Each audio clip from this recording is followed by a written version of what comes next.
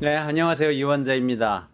내란으로 망가진 경제를 살리기 위해서는 일단 네. 내란이 끝나야 합니다. 맞습니다. 그래서 저 잘못 나온 거 아니고요. 이원재 끝내주는 경제 진행자인데 오늘 내란을 끝내려면 내란 수괴가 감옥에 가야 하기 때문에 그 얘기하려고 오늘 여기 왔습니다. 내란 수괴 아웃 감옥으로 직진 진행을 맡은 이원재고요. 지금 이강윤 정치평론가님 그리고 신유진 변호사님 그리고 전예현 민주연구원 부원장님 나와 계십니다. 어서 오세요. 안녕하세요. 안녕하세요. 네. 그래서 이 밤에 드디어 내란이 일단 네. 종말을 향해서 한 걸음 직진하는 겁니까?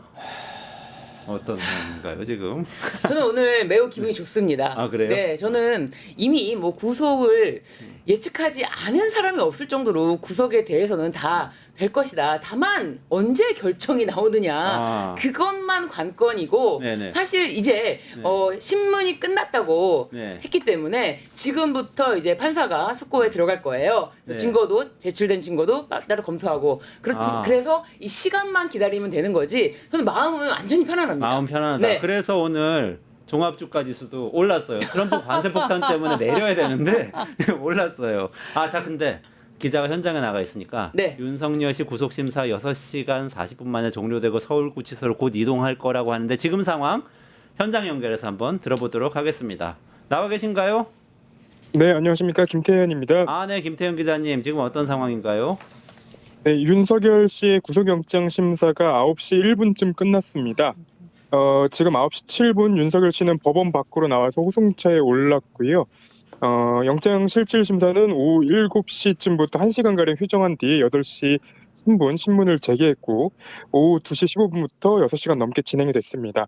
이 과정에서 마지막 그 8시가 넘어서는 윤석열 씨가 40여 분간 최후 진술을 한 것으로 파악이 됐습니다. 아, 40여 분간 최후 진술을 하고 이제 구속 심사는 끝나고 그리고 네. 구치소로 이동을 하고 있는 그런 상황이군요.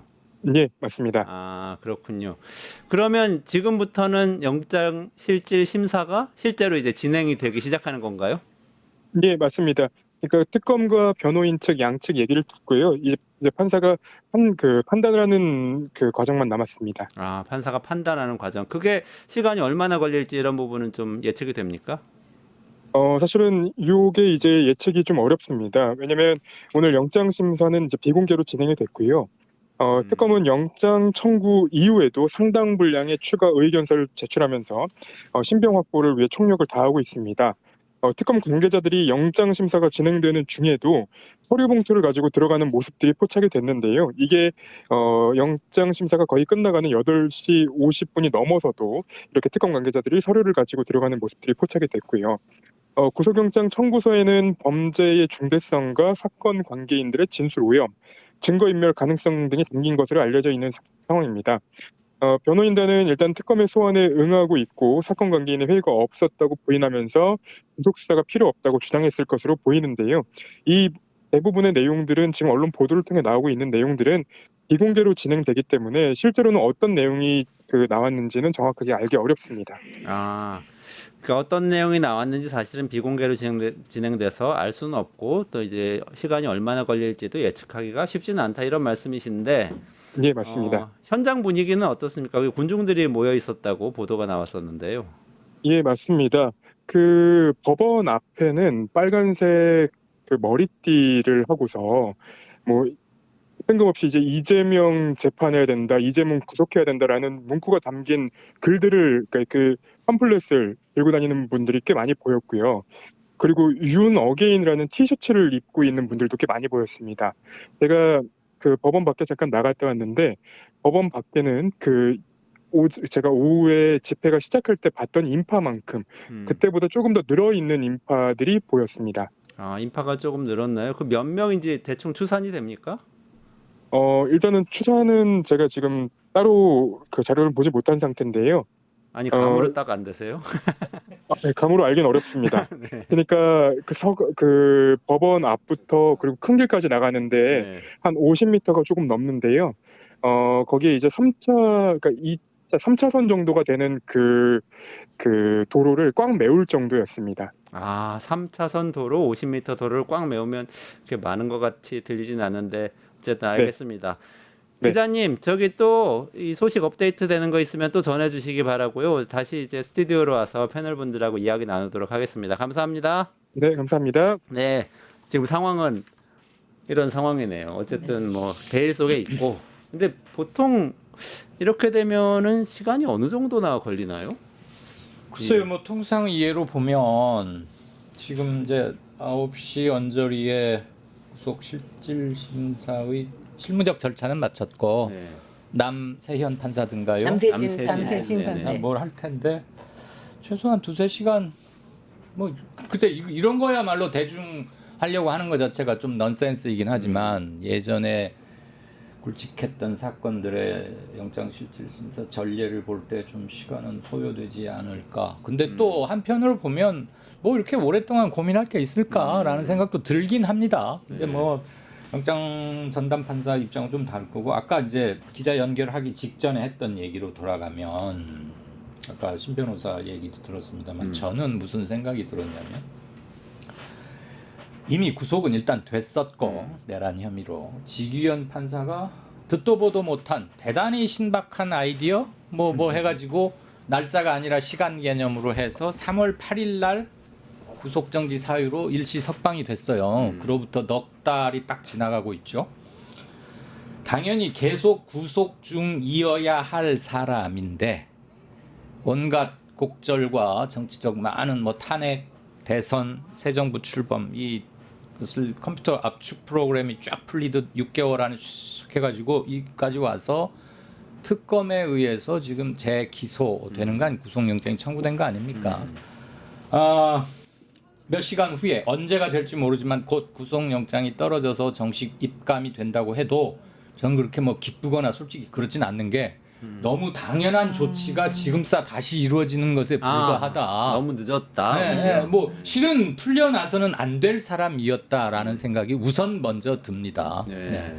근데 저는 이제 법원이 이 날도 더운데 고구마냐 사이다냐 선택을 좀 하셔라 말씀해 주셨듯이 이제 저는 계엄도 너무 충격이었지만 계엄 이후에 가장 정신적으로 충격을 받았던 일이 윤석열이 구속 상태에서 풀려나서 걸어 나오는 장면을 뉴스로 봤을 때 손발이 떨린다라는 분들이 주변에 되게 많았어요. 그리고 더 이상 우리가 법원을 믿을 수 없다라는 건 굉장히 민주주의에서 위험한 신호이잖아요. 네. 그러니까 서부지법 폭동 사태도 위험한 거지만 일반 국민들이 우리가 언제까지 법원을 신뢰해야 돼? 저런 내란 우두머리를 법원에서 풀어줘?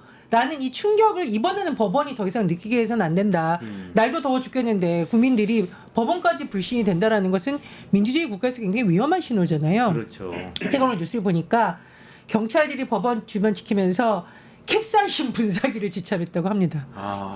폭동이 일어날까봐. 또 때려와서 만약 구속영장 발부되면 또 판사 찾는다고 유리창 깨고 이런 일이 일어날 수 있다는 거죠. 그래서 역설적으로 윤석열을 빨리 구속을 해서 지지자들을 이렇게 선동하는 행위를 멈춰야 되는 거고 실제로 영장 청구할 때도 그런 식의 내용이 담겨져 있다고 합니다. 그래서 윤석열식 선동, 폭동 정치를 정말 아웃시키려면 빨리 법원에서 구속을 시켜야 되고 길거리에 나와 있는 분들 이 뉴스토마토 오는 길에도 태극기 들고 집회하는 분들이 윤석열이 했던 말 김용현이 썼던 편지를 그대로 정말 믿는 분들이 있어요. 그래서 이런 폭동 정치 그리고 폭동 정치로 인해서 국민들이 갖는 불안감을 잠재우려면 법원이 빨리 구속영장을 발부해 주셔야 된다. 그게 너무나 당연한 결과다 이렇게 생각합니다. 진짜 거짓의 정치는 끝나야 맞습니다. 하는데 법조인으로서 네. 그럼에도 불구하고 이걸 얼마나 걸릴 것 같습니다. 제가 예상하기로는 사실 저는 내일 아침에 나올 수 있다라고 봐요. 왜냐하면 지금 특검에서 300쪽 분량의 의견서를 또 추가로 제출한 게 있고 그리고 수사 기록도 또 제출을 했거든요. 근데 문제가 뭐냐면은 이제 제가 이제 의뢰인들을 만나거나 할 때도 항상 물어보는 게 우리가 제출하는 것들 판사님들 다 보세요? 이거를 꼭 물어보세요. 이거를 다 보세요? 물어보시는데 저는 단 한 번도 추워도 의심한 적이 없어요. 기록을 안 본다는 건 있을 수가 없는 일이다. 이거 사람이 때 되면 밥 먹는 거랑 똑같이 판사 일이 글씨 읽는 거다. 기록 읽는 게 직업인 사람인데 그 글씨 읽는 거를 뭐 안 본다고 그런 의심하는 것 자체가 말이 안 된다라고 제가 분명히 이렇게 말씀을 드렸고 저도 한 번도 의심한 적이 없는데 대법원에서 조희대 대법원장이 이 수사 기록, 재판 기록을 확인하지 않은 채 판결을 내린 선례가 있지 않습니까? 불과 얼마 전입니다. 저는 그때 너무 충격을 받아서 지금 구치소 영상이 네. 작게 나오고 있네요. 네. 시청자 여러분 참고해 주시고 계속 말씀해 주세요. 네네. 그래서 대법원에서 기록을 읽지 않은 채 어떻게 재판을 할 수가 있냐? 기록 읽은 거 맞냐? PDF로 봤다면 PDF로 본 게 뭐 한번 보자 이런 식으로 나오니까 네. 대법원에서도 깜짝 놀래고 아니 우리가 판단하면 판단한 거지 뭐 읽었냐 안 읽었냐 이런 걸 왜 물어봐? 이렇게 그런 질문을 감히 대법원을 향해서 감히 할 거라고 상상도 못했던 질문이었을 거예요. 근데 우리 일반인들은 항상 그걸 궁금해했거든요. 그런데 거의 안 읽은 것으로 보여지잖아요. 그렇다면 이번 판단을 내리는 남세진 부장판사는 아무래도 그런 부분에 대해서는 부담을 가질 수밖에 없다. 네, 자신이 아무리 구속영장 실질심사 뭐 다 결론 정해져 있다라고 사람들이 다 말하더라도 내가 기록도 보지 않고 증거도 확인하지 않은 채 내가 결정을 내릴 수 없다. 그런 생각 때문에 기록을 꼼꼼하게 본다면 아침까지도 걸릴 수가 있다.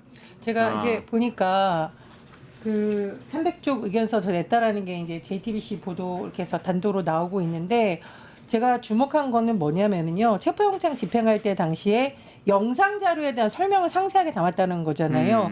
저는 법원에서 이런 부분 분명히 꼼꼼하게 봐주실 거라고 생각을 합니다. 지금 보도 내용을 보면은 경호관들이 공수처, 검사, 경찰 밀치고 멱살 잡아 흔드는 장면들을 구체적으로 아이고. 제시했다. 야. 이건 윤석열 평소에 맨날 법치주의라고 하지만 사실은 법 파괴자인 거고 법원에서 발부한 체포영장을 이런 식으로 무력을 써서 막았다라는 것은 우리나라 조폭들도 관여할 수 없는 일이거든요. 그래서 제가 보기엔 굉장히 특검이 전략적으로 이게 노출됐을 것을 우려해서 변호인단이 막 영장 다 풀어준다 이런 말 나오잖아요. 네. 네. 그래서 아주 전략적으로 낸 게 아닐까 그런 생각도 듭니다. 근데 의견서만 300쪽이고 아마 수사 기록을 제출했을 때 그 증거가 양이 상당할 거예요. 그 양이 상당한 양의 분량을 꼼꼼히 확인했다라는 모습을 보여주려면은 시간은 뭐 예측할 수 없다라고 보는 게 제일 정확할 것 그 같아요. 뭐 우리가 영장 전담 판사의 머릿속이나 행동을 그냥 대충 예측하는 건 큰 의미는 없어요. 사실은 네. 우리는 일찍 결론이 나고 그 구속영장이 집행되고 정식 입감되는 것을 보고 이제 첫 단추 이상 했던 게 잘 되어가는구나라는 것을 공히 확인하고 싶은 심정적 욕구가 굉장히 큰 건 맞지만 저는 이제 좀 이런 생각을 해봐요. 특검이 아직 본격적인 활동에 들어갔다고 보기는 조금 힘듭니다. 3개 특검이 조금씩 시차가 있긴 하지만 내란 특검이 우선 가장 먼저 영장도 치고 그랬는데 수사가 달라지니까 팩트도 달라진다라는 걸 하나 느꼈어요. 그동안 작년 12월 3일 밤 8시 잠깐만요. 언저리부터 지금 호송차가 출발했군요. 윤석열 씨 태운 호송차가 출발했고요. 법원에서 출발해 한 호송차 15분, 차번호 20분. 742 2338. 한 뭐 이것까지 20분 취재가 전으로 됐네요. 네. 호이동 저 의왕 구치소에 도착하겠네요. 20분 정도 15분에서 한 20분 정도. 15분에서 20분. 예. 네, 그- 계속 말씀하시죠. 그동안은 우리가 작년 12월 3일 밤 8시 몇 분부터 뭐 전화 돌려가지고 국무위원들 몇 사람 모이고 시작해서 10시 30 몇 분인가 TV에 나온 윤석열 씨가 뭐 계엄을 선포하니 어쩌고 그 일련의 아직 기억이 선명하잖아요. 네네네. 그로부터 국회 청문회가 열리고 등등등 했을 때 주요 관여자들 이른바 뭐였죠? 그 뭐 주요 임무 종사자 등등 네. 임무 종사자. 총리를 포함해서 네네네. 그들이 자기들 입장에서 조금 윤색한 시간, 뭐 기록, 뭐 반대 토론이 많았다, 모두들 만류했다, 계엄을 등등등 뭐 이랬잖아요.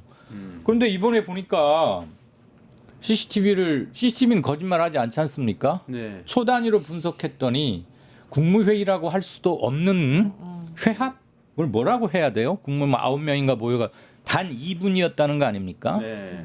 그러니까 무슨 만류하고 말 시간적 물리적 여유 자체가 없는 것이고요. 그러니까 거짓말이었죠. 그다음에 사후에 계엄 관련 문건을 위조해서 사후에 회의 전에 의제 상정하고 문건 배포해서 의견을 듣고 이런 거 전혀 아니고 사후에 뚝딱뚝딱 만들어서 발표를 했고 부서가 없었던 건 말할 것도 없고 그러니까 그동안 알려졌던 그 몇 시간 동안의 팩트도 굉장히 많이 달라지고 있다. 이제 본격적인 수사가 진행이 되면 좀 더 작은 디테일부터 커다란 것까지 새로운 게 많이 나올 것이다. 그동안은 네, 네. 헌재에서의 진술이건 뭐건 국회에서의 증언이건 진술이건 다 자기 입장에서 필요한 것만 자기가 책임을 덜 질 것, 죄가 덜 갈 것으로만 서로들 말을 해왔다는 게 지금 벌써 100일화에 드러나고 있고 나머지 두 특검에서도 이런 것이 계속 나올 것이다. 그렇다고 보면 구속영장이 구속영장이 떨어지고 정식 입감되고 본격적인 환문 조사와 재판 과정에 돌입하면 윤색되지 않은 이른바 그날의 날 것 그대로의 팩트가 좀 더 확실히 드러나고 모든 진면목이 다 체크가 될 것이다. 그래서 곧 드러나게 된다라는 걸 하나 느낍니다. 마음가짐과 조사 방법에 따라서는 팩트의 왜곡도 충분히 가능했겠구나.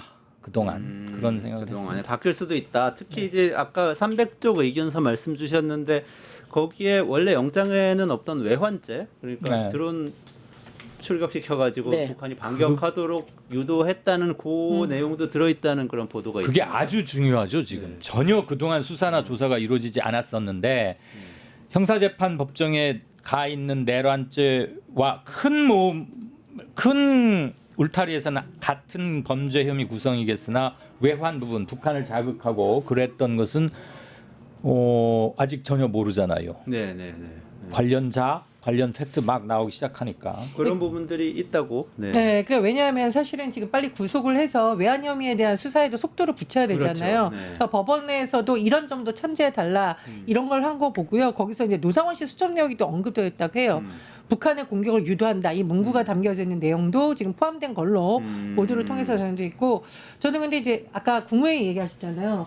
저는 살다 짝퉁 국무회의는 처음 들어봤습니다. 5분이라더니 또 2분을 줄였어요. 그거는 이게 국무회의라고 우리가 불러주면 그러니까요. 아니 우리가 국무회의라고 불러주면 안 돼요. 이러니까 이제 제가 짝퉁이라는 게 아니, 본인들은 이걸 그럴듯하게 보였지만 그쪽에서 더군다나 국무회의라고 근데- 주장을 할 따름인 근데 거지. 보통 그냥 국무회의가 회의를 아니고. 해도 1시간 내에 59분을 혼자서 이야기하신다는 분인데 2분을 회의를 하면은 어느 회의를 하는 것이 아니라 네. 입장에 네. 나가 네. 뭐 나 지금 발표로 간다. 간다. 나눠주고 발표로 간다. 너 동의지 뭐 이 정도인데 아 이거는 제가 보기에 이 좀 윤석열의 이 외환 혐의에 대해서 저는 이제 다시 말씀을 드리고자 하는 건 뭐냐면 사실은 이 계엄도 어마무시한 거지만 북한을 자극해서 전쟁을 일으킬 수도 있다라는 그러니까요.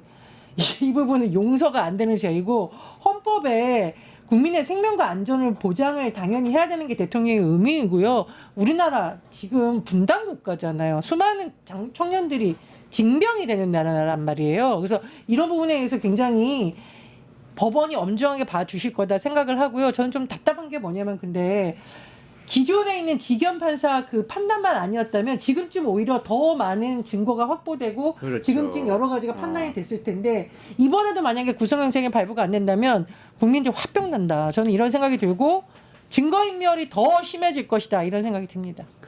안 된다면 그 얘기 들을 때 그렇죠. 갑자기 뜨끔했어요. 그러니까 설마. 가슴이 쳐. 그냥 발표됐겠죠. 한두 시간 전부터 이 토마토 TV 네. 오늘 특보를 보고 계신 분들은 전 들으셨겠습니다만 그 300페이지에 관해서 내란 특검 팀이 뭐 특별한 상세하게 뭘 냈다는 거 아니에요? 그 중에 하나가 분명히 외환 부분이 있는 건 사실이고 구속 필요성을 또 한 번 강조하는 게 기소 측의 당연한 직무 아닙니까? 네.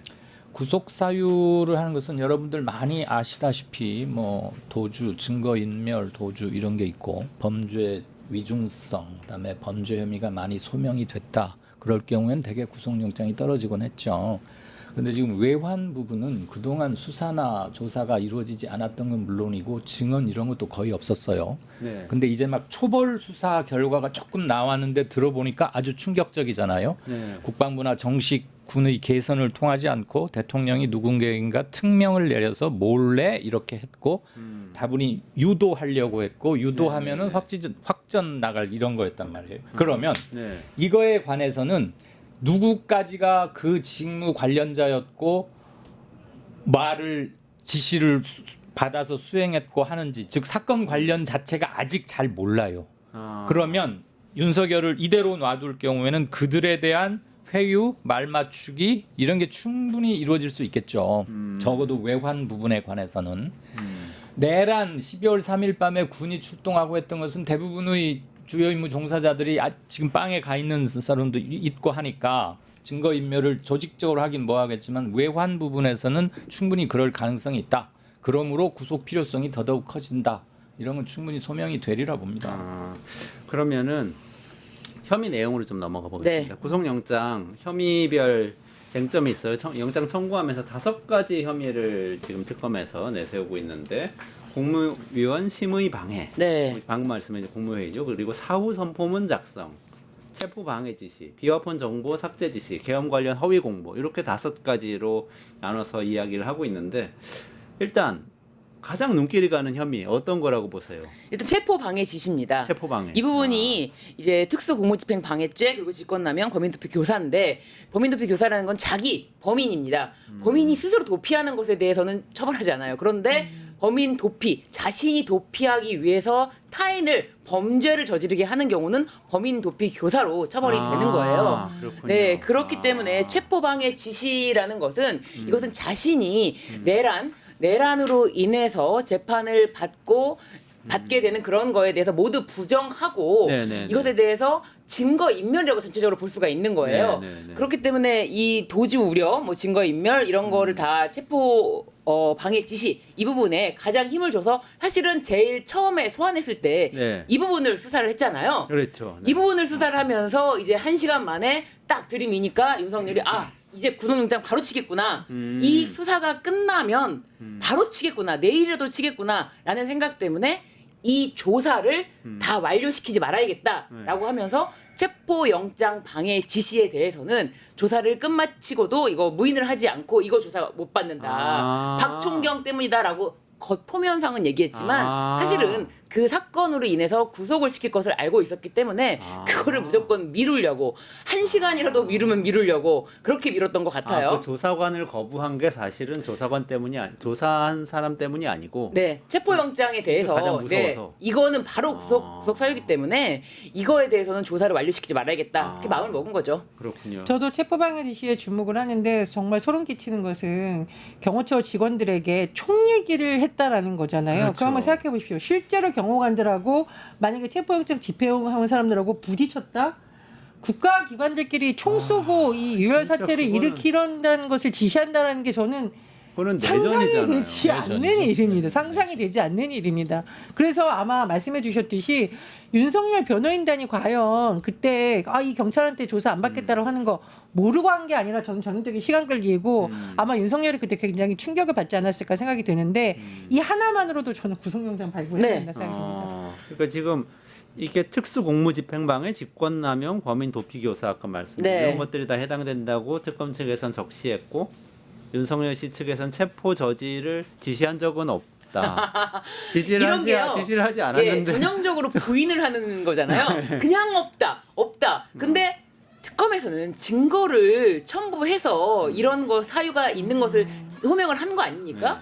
김성훈의 진술도 있고요. 그리고 뭐 다 지금 조사가 다 이루어졌는데 네네네. 이것에 대해서 자기는 지시를 내리지 않았다라고 하는 게 무슨 문제입니까? 무슨 말입니까? 게다가 또 김건희와 김성훈의 텔레그램 대화가 공개되지 않았습니까? 네. 아까 뭐라고 써져 있죠? 부위가 많이 네. 걱정 체포영장 관련해서 많이 걱정을 하고 있다라고 하니까 김성훈이 절대 맞겠습니다. 무슨 일이 있어도 맞겠습니다. 그런 식으로 답장을 네. 했어요. 네네. 그런데 걱정을 한다라는 것은 그 전에 이미 다 윤석열이 얘기를 했던 것 이런 것을 다시 한번 반복하는 거다. 그렇기 때문에 이걸 지시가 없었다라고 볼 수가 없는 거죠. 화면에 휙 호송차가 지나간 것 같아요. 그리고 문을 닫고 있는데 이거 지금 호송차가 그냥 들어갔는지 뻗치기 팀이 포착은 했는데 네. 정확하게 그게 윤석열 씨가 탄 차인지 확인 좀 맞습니다. 맞겠죠? 네, 지금 이제. 이 시간에 호송차가 들어가는 거군요. 호송차 들어갈 네. 시간이 됐네요. 한 네. 20분 정도. 네. 아까 그 법원에서 나온 지 20여 분 만에 구치소로 예. 들어갔습니다. 저기서 포토라인을 세우거나 그럴 절차도 없고 뭐 그렇게 할 수는 없으니까. 예, 그런 건 없으니까요. 네, 네. 없으니까 예. 뭐 그냥 현장을 뻗치게 취재한다는 거죠. 기자 정신에 뭐 살아야 네. 될 것이고. 현장은 제가 포착을 했고. 서울구치소에 실제로 이제 그 방실 내부까지 간 적이 있었거든요. 네. 그때 이제 연수원 시절에 거기를 견학을 갔는데 저도 사실은 그렇게 정말 그 방실까지 방까지 들어가서 보는 줄은 몰랐어요. 네. 근데 방에 가보면은 실제로 상당히 열악합니다. 그리고 화장실도 내부에 있고요. 네네. 그런데 진짜 조금 뭐랄까요, 이제 물론 이제 외부인들이 견학을 온다 그래서 그런지 몰라도 이 전체에다가 소독을 엄청나게 세게 한 거예요. 그래서 소독약 냄새가 그냥 전체를 진동하는데 네. 매우 힘들더라. 네. 네. 화면이 다시 또 뉴스토마토 뻗치기 팀에서 포착을 아, 하고 있는데요. 네. 지금 문이 다시 열렸습니까? 네. 문이 열린 건 아니고, 네, 아까 상황 다시 보고 있습니다. 네. 도착 장면 같은데요. 다시 보여주는 거. 근데 이제 저는 예전에 제가 법원이나 검찰을 취재하던 기자였는데 대다수가 그래도 반성하는 척이라도 한단 말이에요. 아, 왜냐 네. 이제 재판부가 이 사람이 반성의 기미가 있는지 없는지를 확인하기 위해서 아, 누군지 말할 수 없지만 대기업의 굉장히 높은 총수 재판에 갔을 때 아. 제가 그 아주 잘 보이는 자리에 앉아서 취재를 했었는데 네. 이건 정말 재판부한테 불쌍하게 보일 정도로 그럼요. 고개를 푹 숙이고 아. 반성하겠습니다. 이러는데 윤석열은 그동안 재판 과정을 보면 정말 뻔뻔하고 아. 자기가 무슨 대단히 가르치는 듯이 얘기를 하고 그러니까요. 그리고 정말 국민들에게 죄송하다는 사과도 없고 전 이걸 보면서 왜 지기현 판사가 그런 결정을 했는지를 상당히 좀 이해하기 어렵고 그다음 두 번째로 도대체 이 제가 지금 물론 주제가 윤석열이긴 하지만 호송차 지나간 장면 네. 다시 네. 나왔습니다. 아니 저거 이런 내란 수계를 이거 같네요. 감쌌던 네. 국민의힘은 도대체 구속영장이 발부된 다음에 발부된다면 도대체 어떤 입장을 낼지 그것도 참 궁금합니다. 네. 네. 아니 지금 나온 화면이 아마 이제 윤석열 소송차가 들어간 화면인 예. 것 같고요. 맞는 네. 것 같습니다. 시간이나 정황상 맞아요. 예, 그런 것 같습니다. 아까 저희 체포 이야기 하다가 조금 이렇게 옆으로 왔는데 네. 그 얘기 다시 한번 여쭤볼게요. 그 김성훈 씨 같은 경우에 지금 진술이 좀 바뀌면서 그렇죠. 그 체포 지시가 있었다는 걸 인정하는 방향으로 지금 진술을 예. 하고 있죠. 누가 있을 때와 없을 때 진술이 크게 바뀌잖아요. 네네. 그리고 상식적으로 관측한데 누가 없을 때 나오는 진술의 신빙성이 좀 더 높다는 것은 뭐 충분히 짐작 가능한 거니까 네네네. 본인이 구속되고 나면 일부 심경의 변화도 있을 것이고 아, 그러니까 윤석열 씨가 이번에 또 구속되고 나면 또 다른 진술들이 더 나올 수도 있다. 충분히 그렇다는 얘기죠. 이미 김성훈이 주변 사람들로부터. 구속되기 전과 되고 나서의 진술이 크게 바뀌는 걸 우리는 네. 확인하고 있고요. 네.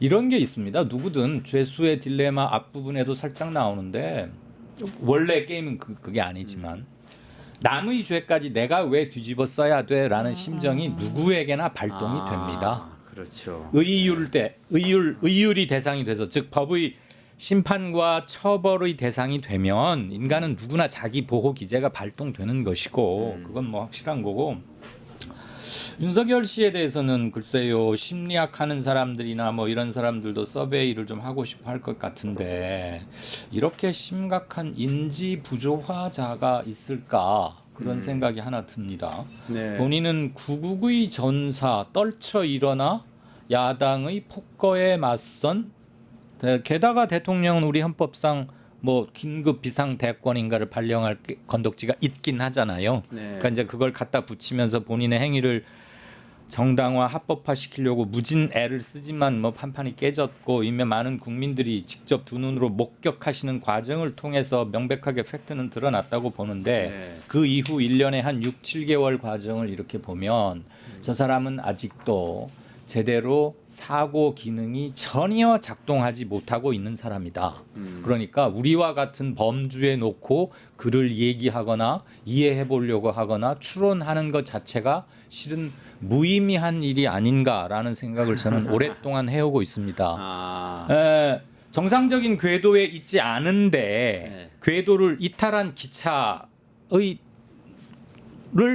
정상으로 달리고 있는 것처럼 가정하고 말하는 건 전혀 의미가 없죠. 그 전제 자체가 완전히 틀려져 있기 때문에 네네네. 그래서 이 사람이 하는 이상한 행동들 온갖 장광설이라거나 떠넘기기라거나 이것을 무슨 산에 XX가 저렇게 배포가 뭐 저 따위가 있어 이런 비분 관계도 실은 지금 윤석열의 정신 상태에는 그닥 가닿지가 않는 거 아닌가.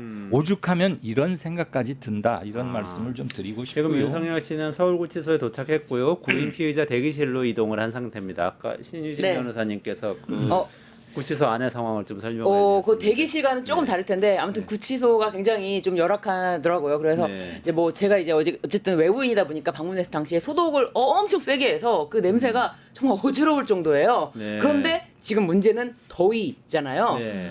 구치소 안에는 에어컨이 없습니다. 그렇기 아. 때문에 그 더위를 견디면서 이제 기다리는데 뭐 사실은 운명이란 건 정해져 있는데 네. 그걸 알고 또 들어가는 거 사실 사람이 추위는 어느 정도는 그래도 네. 겪을 수 뭐 견딘다고 할 수가 있달까요? 그리고 또 이제 옷 같은 것도 받을 수가 있으니까요. 네. 그런데 더위는요 뭐 반입이 안 돼요. 더위를 막을 수 있는 물건이 반입이 안 돼요.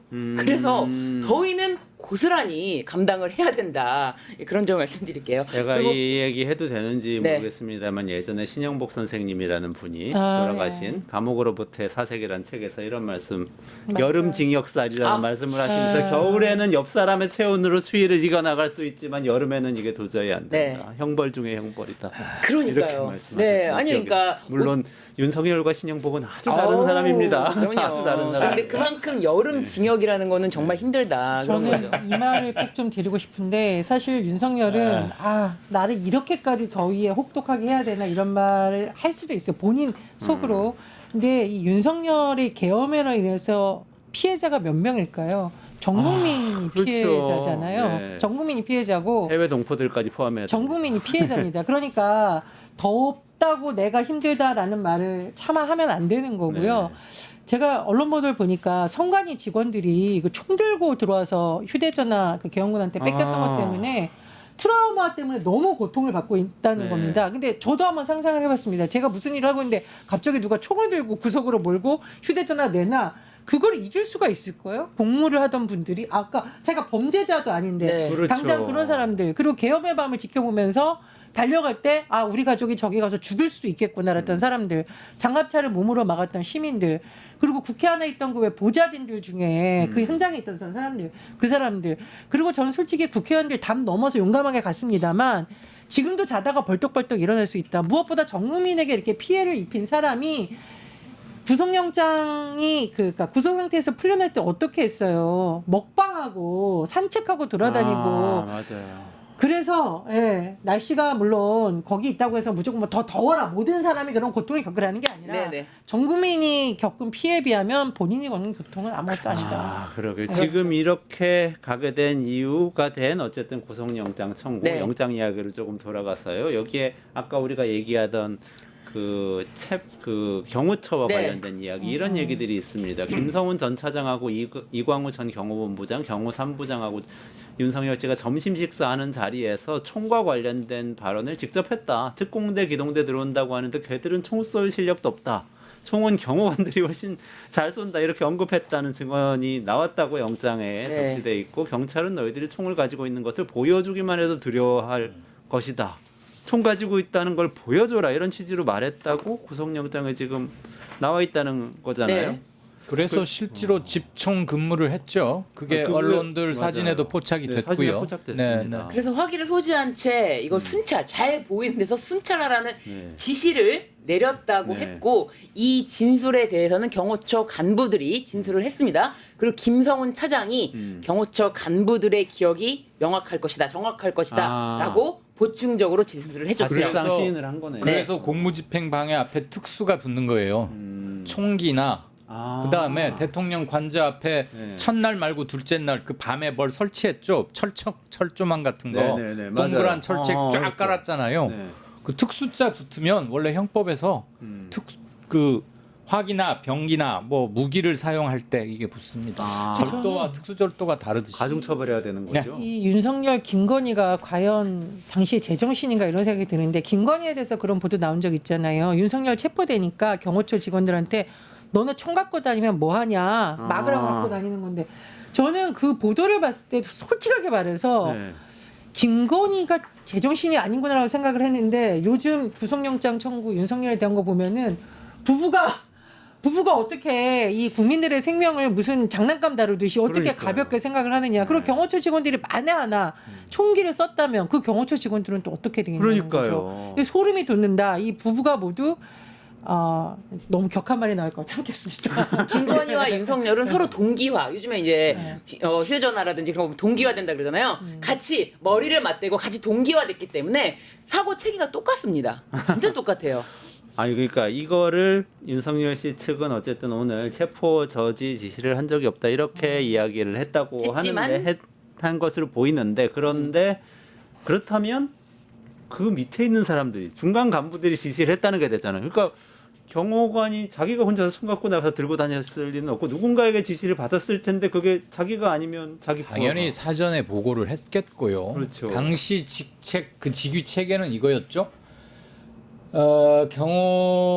경호처장이 누구 경찰 출신 박종준. 이름이 뭐죠? 박종준. 네. 그 박종준. 밑에 김성훈이가 있었어요. 네, 네. 그리고 이광 뭐가 이광우. 우. 네네네.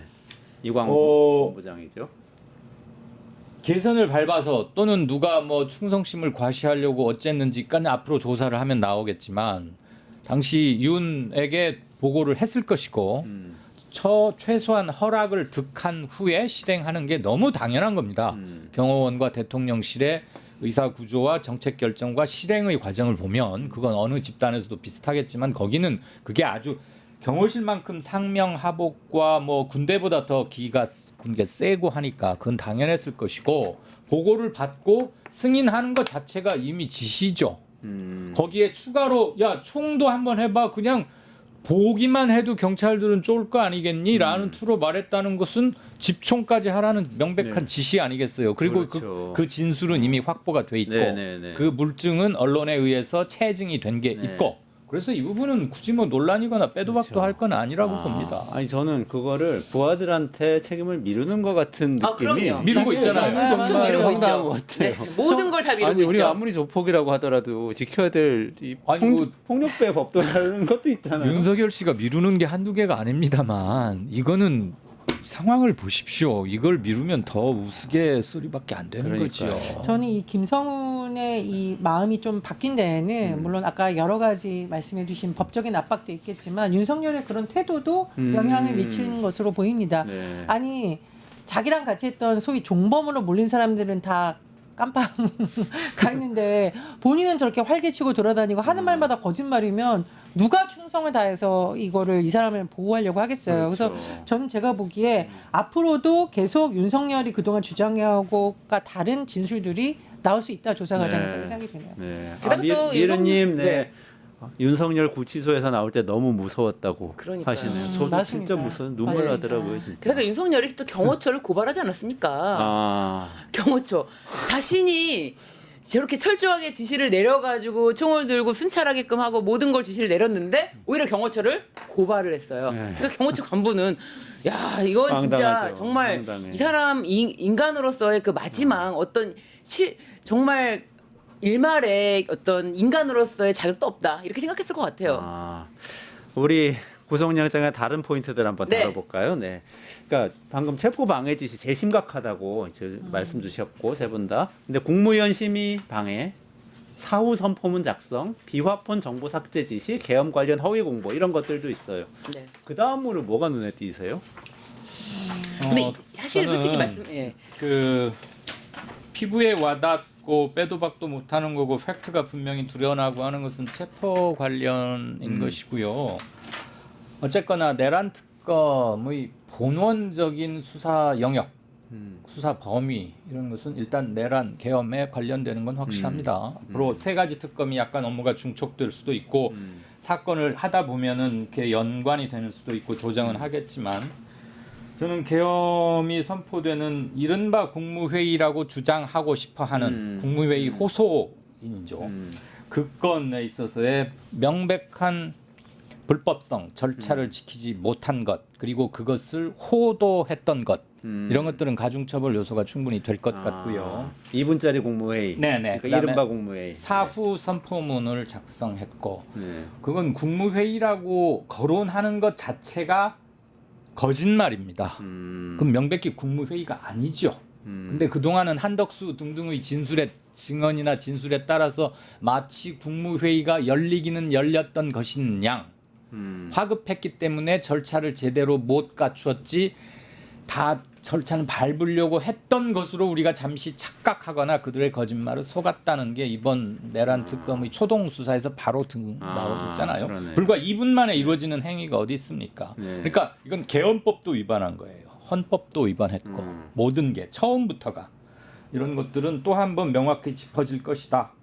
팩트가 바뀌면 수사 태도나 자세가 바뀌면 팩트도 바뀐다. 팩트가 더 정확히 드러난다. 그걸 또 한 번 느낍니다. 그럼 국무위원 심의방해 사후 선포문 작성 요 이야기 좀 해볼게요. 네. 그건 법꾸라지 윤석열, 기림장어 한덕수 둘 다 진짜 깜빵으로 보내야 된다. 이 한 비유가 아주 나라의 찰지다. 한 나라의 대통령과 한 나라의 총리가 하는 이 행동이라는 것이 정말 말단 공무원들도 이런 행동 안 합니다. 그래서 저는 이거 뭐 말씀하신 데 충분히 공감을 하는데 제가 또 다르게 주목하는 지점은 이거 증거인멸, 비화폰 삭제 지시했다라는 거. 그러니까 네. 우리가 이제 뭐 도주로가 없다라는 거는 좀 이제 법조인들 사이에서 의견이 엇갈릴 수 있지만 이거 보기엔 제가 명백한 증거인멸이라고 생각이 들고요. 법원에서 제가 아까 말씀드린 체포영장 그 집행 방해하면서 총기 어쩌고 운운한 거. 두 번째로 전 이거 증거인멸. 증거인멸. 내란 특검에서 이런 부분은 굉장히 상세하게 잘 PPT 화면에서도 설명을 하지 않았을까 싶습니다. 네네네. 그 일단 국무회의 쪽을 먼저 이야기를 하고 네. 그쪽으로 넘어가 볼게요. 그 네. 비상겸 국무회의에서 어쨌든 뭐 여러 가지 새로 드러나는데 2분짜리였다는 거 드러났고, 근데 의도적으로 일부 국무위원만 연락을 해서 소집을 하려고 했다. 네. 뭐 이런 얘기가 있습니다. 어떻게 보셨어요? 아니 그러니까 일단 이 거수기 형식 그리고 형식적으로 필요한 국무회의지 실질적으로 국무회의를 통해서 계엄에 대해서 뭐 정당성을 설명한다거나 아니면 회의를 통해서 이것을 할 것인지 말 것인지를 결정한다거나 그런 게 아니고 형식만 갖추기 위해서 한 것이고 형식을 갖추기 위해서 가장 뭐 소통이 될 수 있다 아니면 가장 빠르게 올 수 있다 그런 사람들한테 연락을 취했기 때문에 연락을 취하지 않은 사람들에게는 국무위원 심의권을 완전 침해한 것이죠. 그리고 그거 앞으로 밝혀져야 할 거건데 저도 이 생각이 들었어요. 당시 이상민 행안부 장관은 울산에 가 있었습니다. 네. 정부 행사 때문에. 그래서 통화를 해요. 대통령실하고 5시 반경에. 지금 어딨냐? 그러니까 울산이다. 무슨 건으로 와 있다 그랬더니 최대한 빨리 서울 용산으로 와라. 네네네. 그래서 그럼 대충 8시가 좀 넘어야 도착 가능할 것 같다. 그래서 9명이 순차적으로 도착을 해요. 네네. 8시 언저리부터. 네. 그럼 대통령실에서는 5시 무렵에 이제 지들이 말하고 있는 국무회의라고 하는 것을 준비는 하고 있었던 얘기죠. 이상민에게 소재 파악을 하고 당도 가능한 시간을 물었던 건. 그래서 이상민 도착 시간에 맞추어서 국무회의라는 게 일단 소집을 했는데 칼같이 온 게 아니잖아요. 네네. 저는 그 김문수 이런 장관도 빠졌었어요. 네, 맞아요. 아예 연락 대상이. 연락이 안 갔어. 국무위원이 지금 17명인가 그렇죠? 네. 약 그 정도 되죠. 네네. 정확한 명수는 모르겠는데. 근데 그 당일 용산에 아무튼 온 사람은 9명입니다. 네. 그럼 나머지 사람 그 또 성원 개의 성원 요건이 있을 거예요. 전체 국무위원의 몇 %가 와야 한다. 네네. 그게 성원은 아마 됐으니까 했을 것 같고 누구를 선별해서 계엄 얘기를 하면 누구는 반대할 것 같으니까 누구는 아예 연락도 하지 마. 그렇게까지 하지는 않지 않았을까 모르겠어요. 이건 아마 이건 제가 궁금하면 특검팀에서도 당연히 조사는 하겠죠. 그리고 그 국무위원들 중에는 단순한 조사 대상이 아니고 수사나 기소 대상도 좀 있거든요. 네네. 한덕수를 비롯해서 이상민 등등은 그리고 이상민 집에서 나온 32억인가요? 그 거액의 현금, 출처 이런 것들도 당연히 조사가 될 것이고요. 네, 그렇습니다. 근데 이게 지금 구속영장 이 사건에 대해서 이제 하나하나 이제 구속 사유로 했고 이것에 대해서 기소를 해서 재판을 또 별도로 다 받겠지만 중요한 거는 이것은 이제 영장 청구서에 기재된 범죄 사실입니다. 이것을 아직 기소한 건 아니에요. 영장 청구서에 기재된 범죄 사실이고 영장을 구속을 하기 위한 사유들이에요. 네네네. 구속을 하기 위해서 가장 중요하다고 말씀드린 거는 아까 체포영장 방해 지시에 내렸던 거 그것이고 네네네. 그리고 나머지들은 이미 내란죄로 재판을 받고 있기 때문에 내란 우두머리죄는 사형, 무기징역, 무기금고입니다. 그렇기 때문에 이런 죄들의 엄중함은 뭐 더 살펴볼 바가 없어요. 네, 사실은 그러네요. 다 포함이 됩니다. 네. 지금 보니까 국무위원 정원은 당시에 20명이었고요. 20명이었어요. 그래서 11명이 모여야 되는데 네. 사실은 6명이 6명. 모여서 6명 처음에 연락했고 6명이 모여서 회의를 했다고 초기에는 얘기가 막 나왔는데 나중에 알고 보니까 속속속 이렇게 속속들이 이렇게 네. 도착을 해서 11명까지 소집이 된 것으로 보인다. 뭐 송미령 뭐 제일 마지막에 왔던 들어가자마자 뭐 뭐가 그런 얘기 끝났다. 있었고 뭐 이런 예, 사람도 예, 예, 있고 그랬죠. 11명 중에는 윤석열이 왜 이렇게 서둘렀을까? 쫄아서. 쫄아서. 그 뭘. 시기가 바로 명태균 게이트에 대한 게 확 터지는 시기였고 맞아. 이른바 민주당에 황금폰 주겠다라는 식으로 네. 뭔가 한 12월 3일 날 이게 계엄이 터졌거든요. 네. 그러니까 물론 뭐 12월 3일에 뭐 주술적으로 뭐 준비를 했다가 계엄은 준비를 한 것 같습니다. 네. 근데 왜 이렇게까지 서둘렀을까라고 저는 추론을 하건데 명태균 게이트의 어떤 폭발 시점이 딱 오다 보니 좀 더 서두른 게 아닌가 이런 생각이 들거든요. 그래서 제가 항상 윤석열이 무슨 자유 질서를 지키고 공산주의 어쩌고저쩌고 하는데 결국 이 계엄을 일으킨 이면에는 본인과 김건희의 공천 매매 의혹에 대한 거 범죄 의혹을 가리기 위한 정말 사적인 이유 그것이 더 강했다라고 저는 생각이 들 때가 있거든요. 그래서 가끔 가다가 이거를 무슨 대단히 우리나라가 위험에 빠져 있고 그래서 윤석열이 계엄을 나라를 위해서 구했다라는 아니야, 식으로 그건 주장하는 핑계고. 사람들을 그건 네, 그런 그건 사람들을 윤석열 씨 보면 핑계고. 그런 사람들을 그, 보면 근데- 제가 아니다 본인과 부인의 범죄 혐의를 그렇죠. 덮기 위해서 나라 전체를 수렁덩이로 빨아들이는 게 상당히 의심이 된다. 이렇게 얘기를 결국은 합니다. 이건가요? 사랑 때문에 너 어디까지 해봤니? 조선의 사랑꾼이 하고 싶었던 모양입니다. 난 근데 이제 계엄까지 해봤어. 이게 개인의 속마음이나 본인은 양심이라고 주장하고 싶겠지만 그 영역이잖아요. 거기에 들어가면 진짜 당신 왜 그랬어? 이거는 물증을 찾기가 사실 힘든 부분 아니겠어요? 여기에 윤석열 피의자 또는 피고인이 어디까지 뭐 수사를 협소하거나 진술을 할지는 그 뭐 퀘스천 마크가 붙는 것 중에 하나겠죠.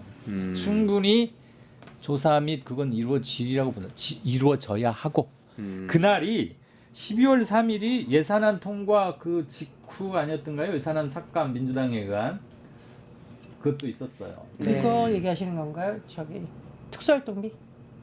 아니 작년 12월 3일에 네, 작년 12월 3일에 예산안이 예결위로 넘어가는 과정에 있었어요. 민주당이 삭감을 해서 넘겼죠. 근데 네. 더 이상 국힘은 그걸 손을 쓸 수가 없는 지경에 놓여 있었고요. 소수인이니까.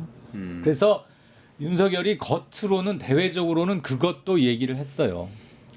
야당에 의해서 국가 재정 그 예산권이 침해를 당하고 이렇게 돼서 우리는 아무것도 할 수가 없다. 네. 그다음에 그래서 나는 거부권을 계속 할 수밖에 그 부분에 없었고 대해서는 김용민 의원이 팩트체크에 반대로 오히려 그런 예산안 삭감이라고 핑계댔지만 그건 사실이 아니다. 그러니까 라고 그건 밝힌 이미 부분이 핑계라고 있거든요. 그건 다 진작을 하는 거고 누구나 다 아는 네. 건데 삭감 직후가 아니다. 그래서 그런 말씀. 그렇죠. 그러니까 끝난 상태가 용산과 아니니까. 유는 그거를 대외적으로 말을 했는데 그건 이유가 못 된다는 네, 게 네, 바로 드러났던 것이고 그러니까 예산안은 11일에 통과됐어요. 그래요. 네. 본회의 네. 통과는 네. 10일. 네. 그보다 훨씬 늦어요. 네. 네. 그런 상태였죠. 네. 예산 소위를 통과했는데 실질적으로 맞아, 맞아. 확정되는 네, 상태였죠. 맞아요. 그게. 네네네. 그리고 본회의는 매일 열리는 게 아니니까 다음번 본회의 일정을 아직 못 잡았기 때문에 나중에 12월 11일인가 12일 날 통과가 되는 것이고 네. 그런 게 하나 있고 명태균 게이트가 어디까지 퍼질 것이며 공천 개입이 어디까지 드러날 것인가는 굉장히 뼈아픈 대목이었고 그건 뭐 어떻게 감추거나 할 수 없는 공무원 정치 중립법 위반이잖아요. 공천 개입은. 네. 아 지금 또 우리 한번 쉬었다 갈 시간이 됐습니다. 아, 그렇군요. 한 시간이 됐군요. 얘기하다 보니까 네. 시간 금방 네, 금방 가죠. 갔네요. 너무 네. 재밌어서 금방 갔는데 네. 왜냐하면 이강윤 소장님 보내드려야 돼요. 지금 아, 마라톤을 예. 하고 계셔가지고 마라톤 완주하셨습니다. 그래서 대단하십니다. 이강윤 소장님 고맙습니다. 보내드리고 우리 잠깐만 쉬었다가 네. 다시 돌아와서 또 누가 오실 겁니다 아마. 네, 네. 두 분 또 이어서 하도록 하겠습니다. 아유. 조금만 기다리시면 라이브 계속되니까 가지 마시고 끝까지 들어주시고 그리고 이 방송 네. 특보되는 동안에 윤석열 정식 구속영장이 발부돼서 입감되는 것까지를 방송하면 너무 좋겠고요. 반드시 될 겁니다. 반드시 될 거니까 여러분 끝까지 계시고요. 이강윤 소장님은 화면으로 봐주십시오. 네. 고맙습니다. 고맙습니다. 유튜브 구독하고 실시간 채팅에 참여하시면 2000 TTCO를 드립니다. 참여 방법은 통통물 어플을 다운로드 하신 다음 회원가입과 로그인을 해주세요. 마이 페이지에서 나의 회원 고유 번호 코드를 복사해주세요. 유튜브 라이브 실시간 채팅창에 복사한 코드를 한 번만 입력하면 준비 끝! 이제 채팅에 참여하시면 TTCO를 드립니다. 지금 참여하세요.